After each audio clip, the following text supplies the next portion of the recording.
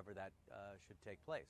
But it's a very dangerous mission. If there's 1 million plus people in Mosul, how do you strike that? How do you hit the ISIS targets, not hit civilians, but strike the city enough so that there's a chance for the Iraqi troops to thread that needle and go into the city? It is an extremely complicated bombing campaign, and one can only feel tremendous sympathy for the people who are in Mosul, who are under attack in order to save them. So they're in a very strange position that bombs are falling around them with an objective of trying to rid them of a terrorist group that is, well, frankly, unpopular in Mosul and unpopular across Iraq.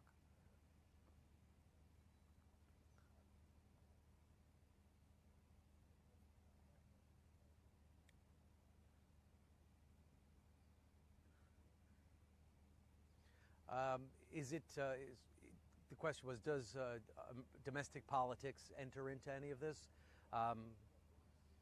You'd have to be naive to say that domestic politics don't enter into major war plans. But in the conversations that I have with the American commanders, there is absolutely no talk of domestic politics. They're effectively forbidden from talking about that, and they don't want to talk about it. They want to talk about troop movements and airstrikes and artillery and how it's going. And with the Iraqis, frankly, they have so much on their plate right now that they're not discussing Donald Trump and Hillary Clinton and that. But there is no doubt that this does have a political component. This is the centerpiece of President Obama's war against ISIS. And if this succeeds, it will be an enormous feather in his cap as he concludes his presidency. And some have suggested that he wanted to make sure that Mosul was liberated, that ISIS was driven out before he left office. But in the conversations I have with the Americans here and with the Iraqis, frankly, they have a serious fight on their hands right now, and they're not talking about the political situation back in the States.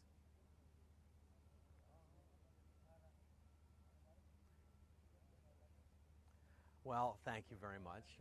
I was told that people here are hoping we're safe, and we are safe. And we've been going out and trying to take the most precautions that we can. But frankly, this is going to be a difficult time for the people living in this region. We saw displaced people today.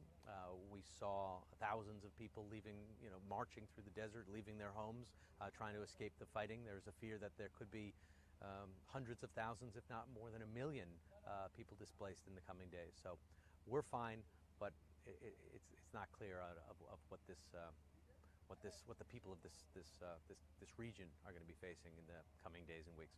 But with that, we hope we hope they have the best opportunities possible, and we wish them the best. So thank you very much.